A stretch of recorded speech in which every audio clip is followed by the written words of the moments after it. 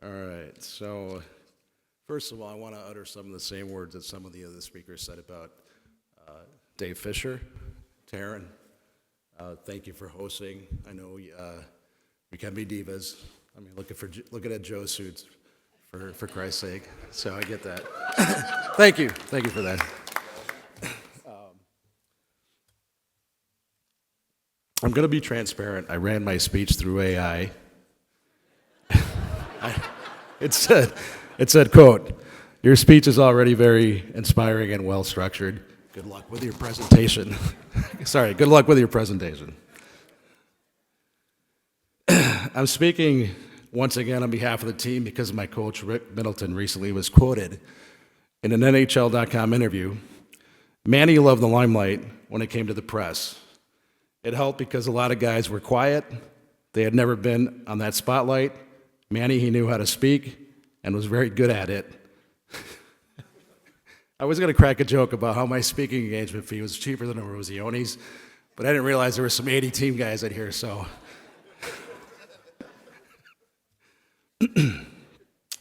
All kidding aside, our thoughts and prayers are with the Gaudreau family, considering the recent tragedy, and the Conlin family, with the loss of our own teammate and brother, Dave Conlin, this past summer.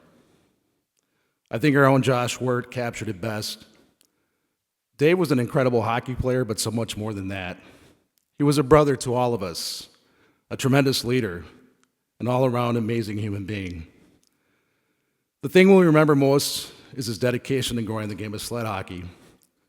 We can remember so many times when programs are starting around the country, and Dave would pack up his van, and no matter how far he had to go and drive, he would make sure they would start off on the right foot and were successful. Another teammate, James Dunham, mentioned recently about Dave. At a tryout, he hit me so hard. I'd never been hit harder in my life, and will always remember that till this day. He was a teacher. He taught me how to cheat at sled hockey and get away with it. He taught me the violence of hockey, and he taught me more than anything, we are brothers on this team, as dysfunctional as we are. Without Dave and his contributions to the game, U.S. sled hockey would be nowhere near the powerhouse it is today. To Dave, we love you, and we will miss you. I put an asterisk on here. It says mom. It's very hard to personalize a speech when you're speaking on behalf of 12 minus 2 players and the rest of the staff, but I feel it's the right time. I want to thank personally my mom and dad, and I know this sounds cliche, but when I was born into this world, I was born in a very controversial manner. My mom had already had a miscarriage after having 5 daughters and was told not to have any more kids or could cost her life. When she learned it was me, she decided to go through it after talking to my dad about it, and ultimately lost her life a week after I was born. And to my dad, who had to deal with raising 5 daughters, the loss of his love of his life, and then to learn 10 months later that I came down and contracted polio, I can only imagine what that felt like. And Mom and Dad, I hope you're proud of me and the rest of the boys today. We are extremely humbled by this induction, along with fellow classmates Matt, Brianna, Kevin, and the late Frederick McLaughlin. We would like to thank USA Hockey Hall of Fame and the selection committee for this incredible honor to join the 98 Women's Olympic team, the 96 World Cup team, the 1960 and 80 Men's Olympic team, as the first Paralympic Sled Hockey team going into the Hall. To our staff, the architect and team manager of this team, Rich Glopper, our team trainer, Jim Olson, and equipment manager, Jeff Ueno, thank you for the energy and professionalism you gave us. To our assistant coach, Tom Moulton, you referred to us as lunch pail, blue collar, get to work type of players. We will always remember that no frills attitude with that raspy voice yelling at us during practice. Your passion and love for this team and this sport, besides your two beautiful girls, will forever be your legacy. To our coach, Rick Middleton, I will never forget how you ran towards me after the shootout, that smile of sheer joy. As you and Chris hugged me and piled on me, you uttered into my ear, "This is my Stanley Cup. This is my Stanley Cup." Realizing you had been there 3 times and didn't win it, I burst into tears. I could not believe how you considered this accomplishment as monumental as winning the Stanley Cup itself. Your unwavering support and belief in us made the victory more special.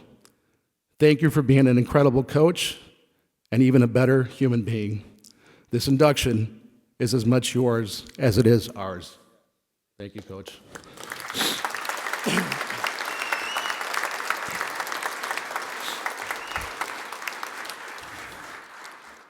Can I ask Deb Guerra on table 16 to stand, please? Deb, you are the embodiment of the support structure we needed to have in order for us to train and compete.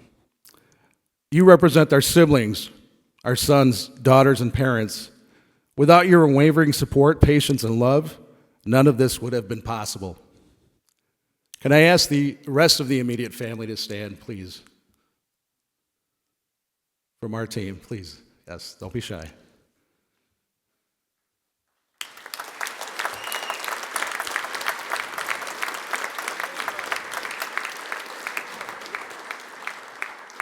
You stood by us through every challenge and celebrated every victory. Your sacrifice and encouragement have been our greatest strength. This achievement is as much yours as it is ours. As I mentioned before, we realized that our own miracle on ice 22 years ago came with a cost, the cost of time away from you. We will forever be in your debt and want you to know how much your support and love means to us. We thank you.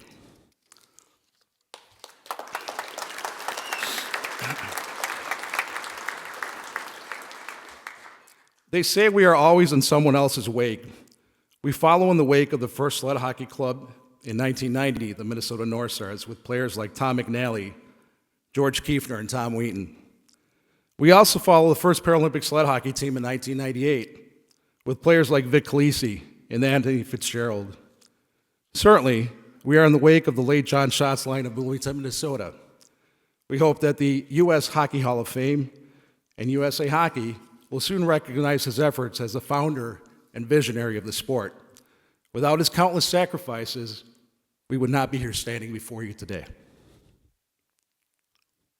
Our 2002 U.S. Paralympic Sled Hockey Team made history as the first American team to win gold medal in the Paralympic Games on our home soil. We defied all odds. We had a first-year coach, 10 Paralympic rookies. As a country, we were still reeling from 9/11, and due to travel restrictions, we did not compete internationally prior to the games. Our own miracle on ice, some say, were the spark that lit the fire, which set the stage for the dominant success Team USA has had since, including gold medals in the last 4 Paralympic Winter Games. The same kids that watched our games, attended our post-gold medal clinics, not only started playing sled hockey, but went on to represent Team USA, make their own mark on the game, and since then, USA Hockey has 71 registered sled hockey organizations, totaling just a little under 2,000 members. Proof that the ripple from that event are still present and being felt. In 2022, I concluded a speech with a quote from fellow Paralympian Sarah Billmeyer. The tag inspirational can be a double-edged sword. The tendency is to focus on the inspiration and miss the athleticism. This quote resonates with me because it highlights how my disability, our disability, can sometimes overshadow our athletic abilities on the ice. Our induction into the U.S. Hockey Hall of Fame celebrates the Paralympics and amplifies the athleticism of our efforts on the ice. It reflects a significant shift in societal attitudes towards disability, reminding us that inclusion and representation matter. Every achievement, no matter the obstacle, deserves to be honored. Thank you.